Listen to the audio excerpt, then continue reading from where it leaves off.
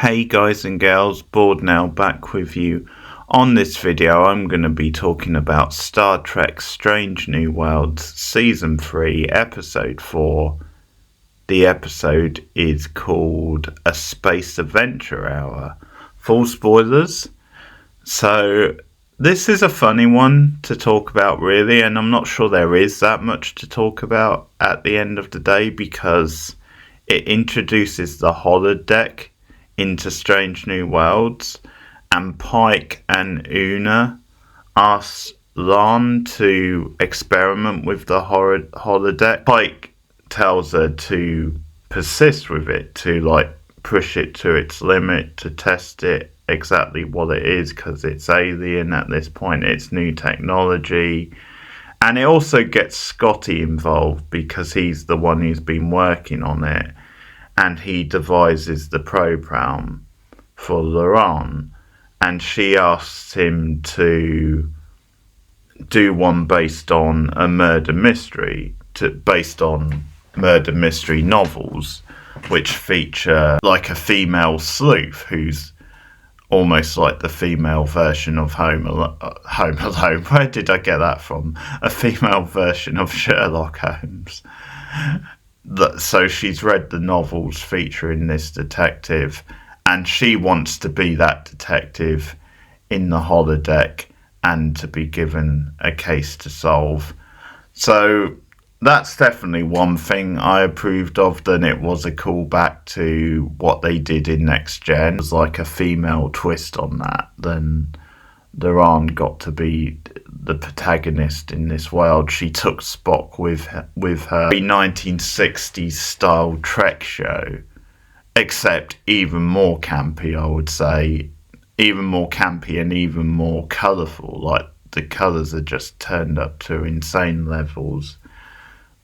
Really funky looking hair and costumes and all the rest of it. So it's very much like in the mould of like the 60s Star Trek show, and it's called The Last Frontier, I think. We even get the 60s style credits similar to what you got in the original series, instead of the normal Strange New Worlds series credits. The creator of that show getting murdered, so the producer, so that's like the murder mystery. And you've got like the cast members of the show. You've got Pike, who's like the writer. So there's a lot of writer type jokes about writers being misunderstood, about writers being put under pressure, the threat of the show being cancelled.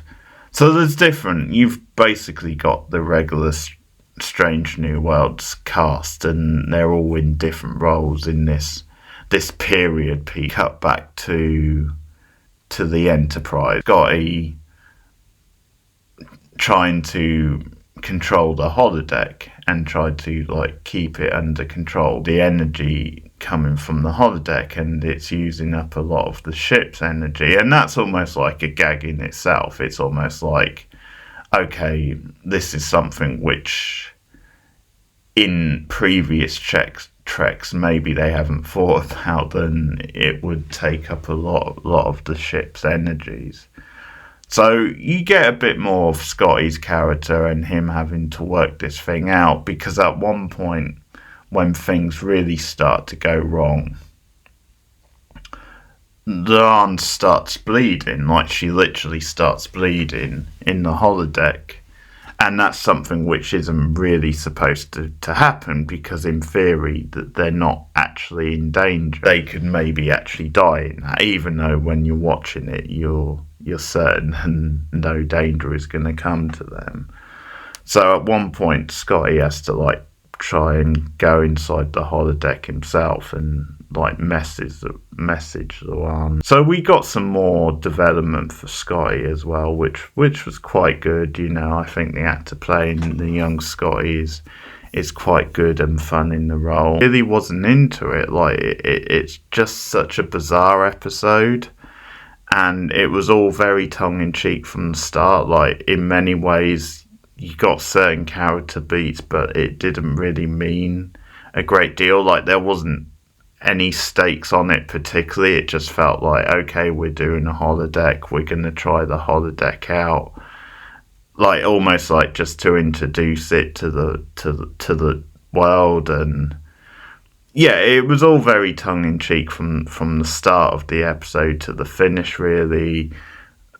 As I said, you had these lavish sort of period type costumes. So the one as like the detective looked very sort of suave and cool in like her hat and her coat and all the rest of it. And you had the various members of the cast and crew looking quite glamorous and loud in these period type outfits. A lot of wisecracking and a lot of jokes about kind of like Hollywood and studios and things like that, because there's talk at one point about how the studio isn't ready for like a more progressive, more ambitious sci-fi show, and that's why there was talk of cancelling it.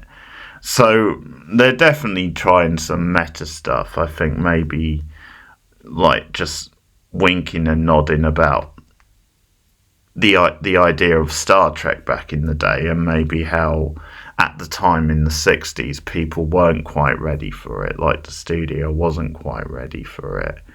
Because at one point there's this stuff about one of them, because we get the various characters and reasons why they might have murdered the producer, and like one of them wants to do like a western or something. It's writing a western or attempting to get that off the ground, and Pike's character, the writer, is like very like critical of that, and he's the one who learns that the show is getting cancelled, and he's very hammy when he hears this. Like, we end with a montage about like the set falling apart almost, and things not going to plan, and that stuff is quite good fun. You've got like Kirk as captain on the show, and then I think there's a meta thing about almost like how he is like the classic Star Trek captain, and you've almost got a meta thing of Pike maybe being worried about his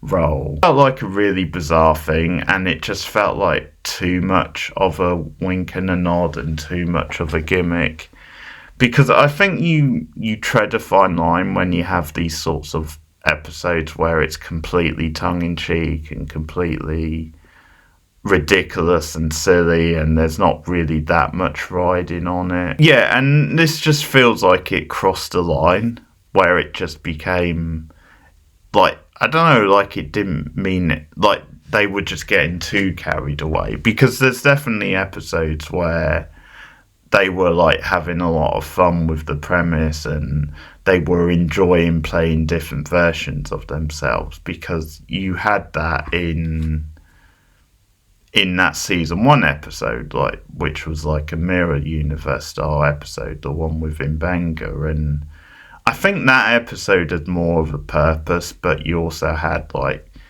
people having fun just playing the opposites of their characters. But in this, yeah, it just felt like it was that step too far, where they were enjoying themselves a bit too much, and nothing really meant anything. Like, nothing was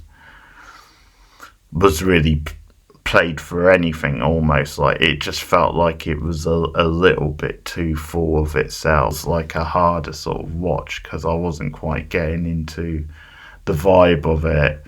And I thought, although there was clever jokes in it, I didn't really think the humour was that original. Holodeck episodes that I have enjoyed in the past from like the older shows. And it's a weird thing where for some reason older Trek doing those episodes, there's a bit more charm to them, and I'm not quite sure why. Being a more modern Trek show, this being like a higher budget Trek show, it just feels like there's less reason to do them in a way.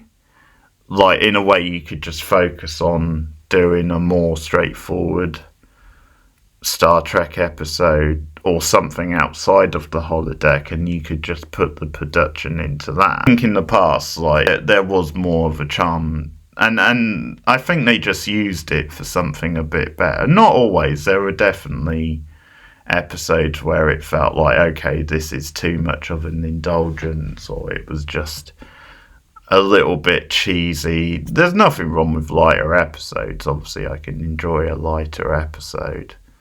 But this one didn't hit. Like, it did feel like too much of an indulgence, and it didn't really feel like they were doing that much with the characters, with Laurent.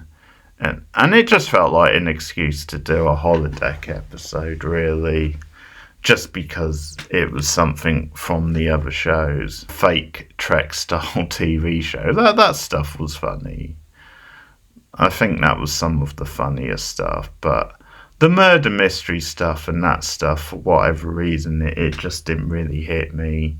Probably the funniest part of that stuff, I think, was when they see Spock when he comes, because again, he's doing it with Laurent and he's actually in his Star Trek uniform.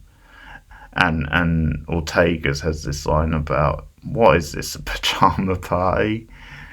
And then there's this joke about, well, he hates TV. Oh, is he a communist? Because it's that sort of era. Spock is the one who turns out to be the killer.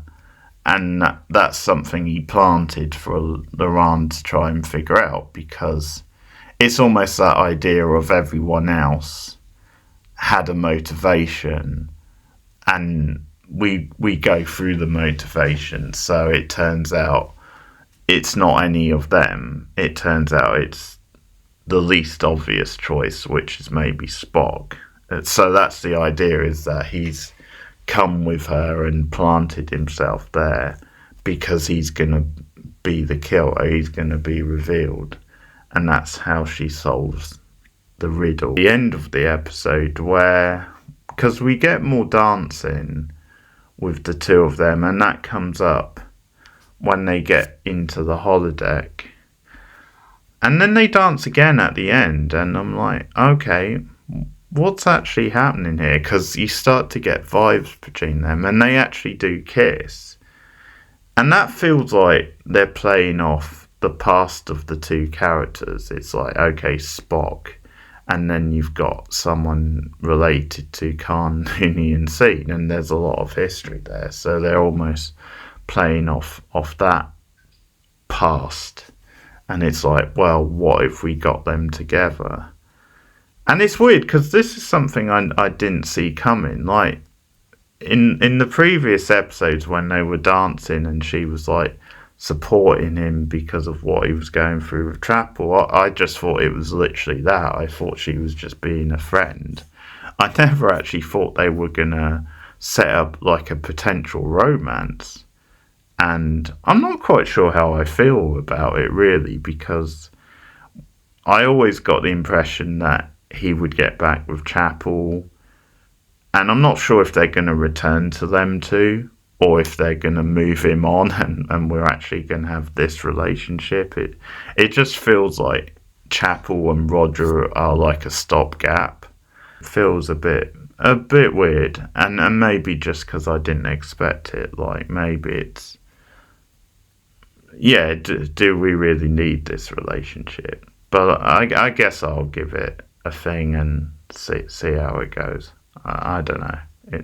It just caught me off guard, which I guess is something in their favour at least. But yeah, that's Strange New Worlds. I've got to say, pretty underwhelming episode in my opinion. It was just like, it's definitely one of those episodes that you either vibe with, and if you vibe with it, you absolutely love it and just get into like the cheesiness of it and all the hijinks.